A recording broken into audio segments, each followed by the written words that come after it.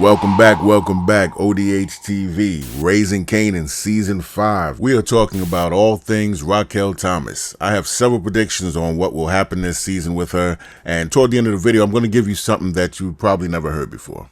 By the way, stick around to the end and check out the OD Hustle store. Link in the description. So at the end of Season 4, we have Kanan pointing a gun at his mother, and the screen fading to black, and then we hear a gunshot. Now, I've been making videos since Season 2 about Rock surviving this series. And as you've seen, as per the official Season 5 trailer, we see Rock survives that scene. But we don't know how, and we can only speculate. But from the rest of the trailers we've seen, what we do know is that Rock is going to go through hell in this last season. She's going to be at war fighting everybody. She's going to be at war with Unique and the Trenton boys and Akbar, her son Kanan and his new business partner Breeze, even her former Middle Eastern connect, Hafiz. And if that's not enough, she'll be at war with the godfather of New York City's Italian mafia, Stefano Marchetti, which I believe this will prompt her to try to link up with Pino Bernardi, the head of the Manhattan Italian crime family, because she's going to need help going up against Stefano, and she's going to need a new connect, of course. I want to put Unique down too, but unlike you, I got to come up with a way to get these Afghan motherfuckers off us. Yo, you talked to Stefano? He said we dead in Queens. Said we fuck with any work in his neck of the woods, he gonna put hitters all over us. Fuck Stefano and fuck Queens. And on top of all that, she'll be dealing with a major loss. Definitely Lou, and maybe Marvin. It's a shame too, because I really like Lou's character. I remember when I first saw this scene in Season 1, Episode 3, when Lou said this, I knew he was gone. This shit with your sister is small time. You bigger than all that. How you know all this shit about me, Jess? You barely know me. I could be some regular old nigga that's just gonna spend the rest of his short life kicking up dirt on some grimy ass corner on the south side. She is soon going to lose her grip on any power she once had as all the walls start closing in on her. So all this brings us back to Season 4. This is where she had a meeting with the late Andre, her former lawyer. The FBI is no longer interested in pursuing an investigation into you and your family. However, they do remain focused on organized crime, specifically one Stefano Marchetti. Regular law enforcement might be, but the FBI is no longer interested in the Thomas family. They want her to snitch on Stefano Marchetti and Italian mafia. They want the big fish. Well, the FBI is willing to offer you what amounts to be a get-out-of-jail-free card for you to use at any time in exchange for information that could be used to prosecute Mr. Marchetti. So the FBI is offering her a way out. So if things get too hot, this is an optional escape plan. Feds want me to snitch? They want your help, willing to compensate you substantially for it. My source made it sound like a standing offer, so it might be a conversation we could return to later. And after he presents her with this standing offer from the FBI, her response is this. Good to know. That's not the response of someone that's not considering. Now, you may say when she left the diner, she told Andre that she didn't have his contacts from the FBI. But it's easy to find another lawyer and find somebody to contact the FBI and get another deal. Because you know Unique took out Andre at the end of this episode.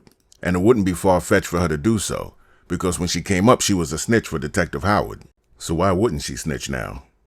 So what I think is going to happen is they're going to Frank Lucas her character. Frank Lucas was a black man that controlled Harlem's drug trade until he got caught. And then he snitched on all the dirty cops, the mafia, and even people in this organization. And for this, received a lighter sentence. Now, Rock was Southside for life, but now she's... Fuck Stefano and fuck Queens. So she's ready to move on from Queens, which makes a lot of sense. So I think she's going to survive the Raising Kanan series. So again, I'm going to show you one of the reasons why I believe she survives the series using this scene, but not the way everybody else uses it. This is from the original Power series when Kanan got out of jail and went to visit Ghost. Well, listen, I gotta get going. Make a few stops and shit. I just went to go see my mom's, came straight here. All right, man. I'm not using this clip to show that he went to go see his mother. I'm showing Tommy and Ghost's reaction to what he said. So in the street, when you're talking about this game specifically, you have three types of people. We're not including civilians. You have people that are in the game, people that are in proximity of the game, and then you have people that are fake, that act like they know and are cool with everybody in the game. All those people have information. Rock was a major dealer in Queens. Anybody in that hood that was in proximity or fake or in it knew who she was. They may not have known her, but they know who she was. So if she was taken out, they would know. Ghost and Tommy would know.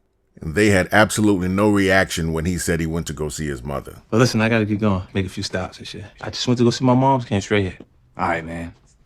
He said he went to go see his mom. They had no reaction. That's not something you say if you're going to go visit a gravesite. Their reaction would have been different if she was actually killed. Reason being is they would have known that because they were in that hood. So the reaction would have been like, wait a minute, what are you talking about? Granted, I don't think they decided to make Raising Kanan until about season 3. So unless they're just going to retcon this whole thing, like when Kanan said he used to sell Fat Alberts to his uncles, which would be Lou and Marvin, and we know that didn't happen, or in the original Power when they showed Ghost's date of birth on that license, I believe that showed him older than Kanan. So if they decide to do that and ignore everything, then yeah, she could possibly be gone. But I don't think so. I think she survives, and I think she makes it to Power Origins.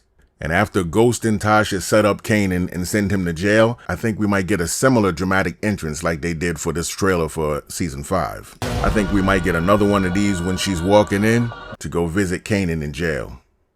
So instead of the way it went for Tariq when he got a letter from Ghost when he got sent to jail, it's going to be an actual visit from his mother. And she's going to tell him she knew this was going to happen to him because he was reckless, but she still loves him. And she'll see him when he gets out.